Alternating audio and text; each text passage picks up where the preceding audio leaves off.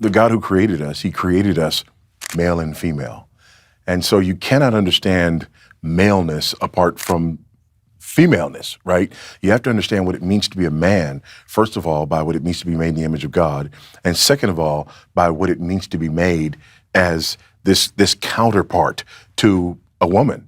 And this idea that God created us to be priest, and prophet, and provider, and protector. God designed us that way. And when you take us away from that, like, we're bigger than women, we're stronger than women, we have all of these things that allow us to take advantage of women. They get pregnant, we don't. We can just walk away from it and, leave them with that. There are so many things that if left unchecked, they do allow for this toxic version of masculinity. And so what we have to call men back to is this understanding of manhood that is outside of themselves. And you being a man is not just about who you think you are or even who you want to be. It is about you pointing back to the one who made you.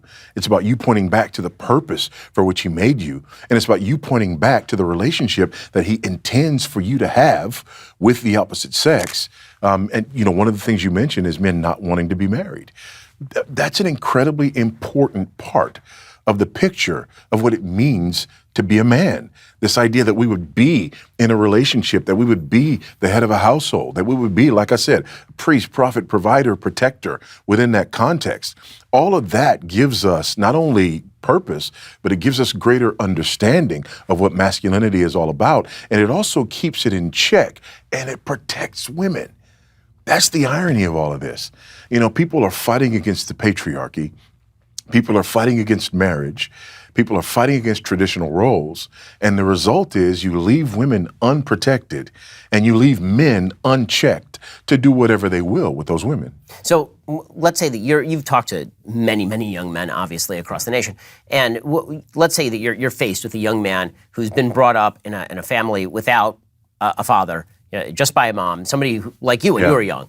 And that person is saying, listen, I've had a rough life. I haven't been able to get ahead. My opportunities are limited. And now you're asking me to take on all of these burdens. Make me the case that I should take on these burdens. Yeah, first of all, that's what you were created to do, right?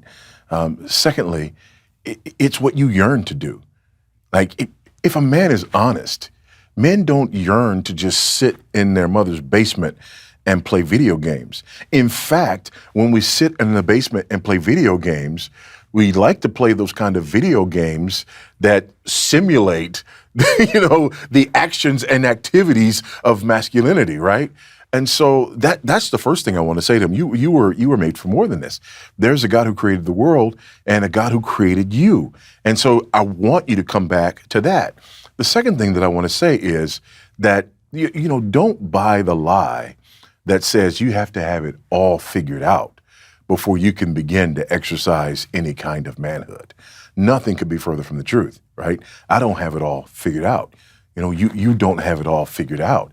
But this process, even this process of growing as a man, is part of what God has put in place for us to figure it out, right? The other thing that I would say is you're not called to do this by yourself. The Bible says, like iron sharpens iron, so one man sharpens another. We need each other. We need other men. We need other men in our lives to mentor us, to disciple us. We need men when we're younger, to corral us, to check us. We need that. So those are some of the things that I would want to talk to a young man about, and ultimately to point them, again, to the God who made them, and to point them to Christ, who wants to redeem that manhood. Christ, who is the ultimate picture of manhood.